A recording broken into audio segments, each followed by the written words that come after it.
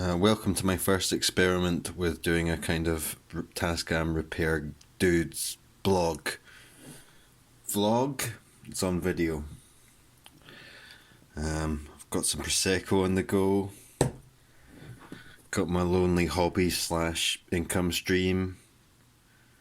Got my audience on YouTube. Love you guys. Love you.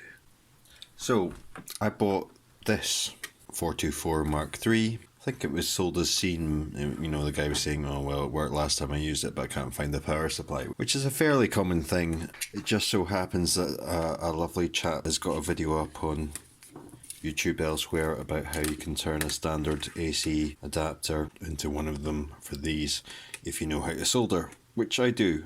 I don't know a lot, but I do know how to solder. Basically, I think in order to try and make a bit of money selling more power supplies if people lost them. So as these became more portable, they stopped having the power supplies inside like they did with the 244 and the 246. They went for this DIN. I've only ever seen it written down. Do you colloquially say DIN socket? Basically, they had a proprietary power supply unit for this, and it's pure over-engineered. There's 6 pins there, only 4 of which are connected, but then inside 2 of them are bridged, so really you could have a 2-pole socket. You could have a socket like that on there if Tascam had decided, but in their capitalist wisdom they decided to make this really complex. So I may reproduce the content of that video on how to wire these up, or I may keep my cards really close to my chest, because honestly, although I'm trying to make a transition from fiddling about with screwdrivers all day every day and getting really sick of it to actually making some music on these things, and which is why I'm kind of being transparent on YouTube about how I do all this stuff, compared to refurbishing the 244s and 246s, buying these off eBay and then just wiring up an adapter, checking they work okay, and then flogging them at a significant markup. It's really allowing me to buy a lot of pedals. Anyway, I have another 424 Mark III for my own use. I have this. I bought it in a similar way, you know, someone had lost the power supply, so I got it cheap. I think I got it for something mad like 30 quid. The other one, this one I spent I think about 60 quid plus postage. So I know that this adapter works, so if I plug this in, this should power up. Moment of truth. Dun dun dun. Right, okay, yeah, it powers up. I don't need to change any fuses. Let's put a cassette in here and see if it works. Now here's my go-to test tape. It's a Faith No More bootleg interview tape.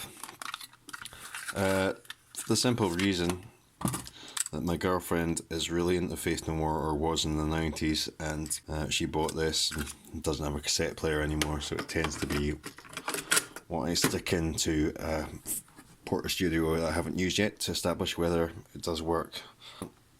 Let's see if they'll play back. There we go. So yeah, there's some output. Master meters are working. These are rotating to normal speed. Put it in high speed. Yep, that switch works. It's moving faster now. I suppose I should have done this with my Zoom H6 so you could hear what was coming out of here. And then we go like chipmunks at the moment, because it's in high speed, and then and down to low speed. And yeah, we're getting flashes from all four of these channels.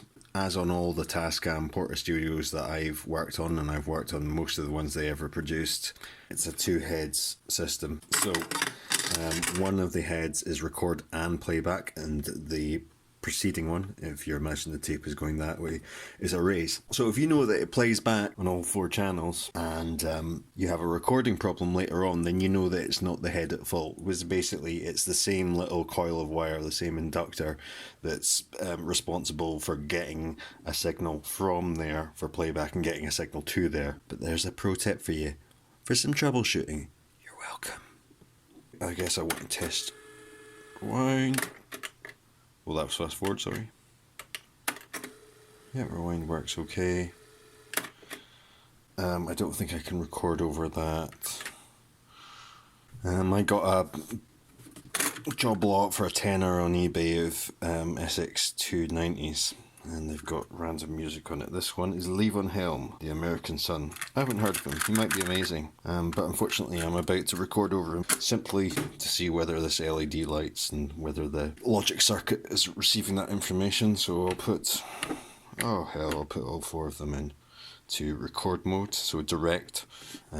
Essentially that means that input 1 is going to channel 1 of your tape, and so on. The other way you can do it is you send it to the left bus or the right bus, so you can, that just means that you can mix, say, 6 channels down to a left and right channel. So say if you were recording a drum kit and you had 6 mics and you plugged them into 6 inputs, you could kind of, you lose the ability to adjust the levels and everything afterwards, but you can make a stereo recording from 6 mic channels as long as you're confident in your performance abilities. I digress. You can see these along here are flashing, so if I hit play and record together, oh, yeah. Right. Why would that not be working? I need to figure out whether that's a problem or I'm just slightly drunk. Alright, it's just this button stiff. I was thinking, you know, I chop and change between which Tascam I'm using all the time. Oh, the lives of the rich and famous. Here I am, flitting model to model of portastudio, but they all work slightly differently and sometimes I get confused. Okay, let's see if return to 0 works. Huzzah, it does. Can I remember how to use all these in-depth functions? Oof. So I paused the camera there and then in an attempt not to embarrass myself too much, and the answer is no. I don't really remember how all this works properly. I'll need to refresh my memory. Counter reset. Test whether that works. Yep, it does. Pitch control. Put this in high.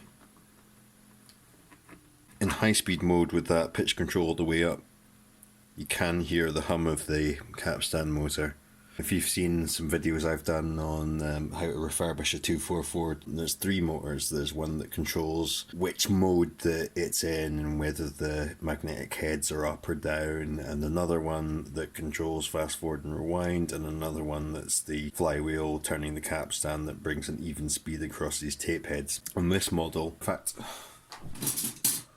this is an old is it a 424 Mark II? Yeah, but it's pretty similar. And so there's a much more sophisticated and tiny and therefore fragile system of cams and gears in there. And they maybe moved from the control system on the solenoids for this, but certainly the rotation of the capstan and the idler system, they both get their motion from the same motor. There's only one motor in the unit.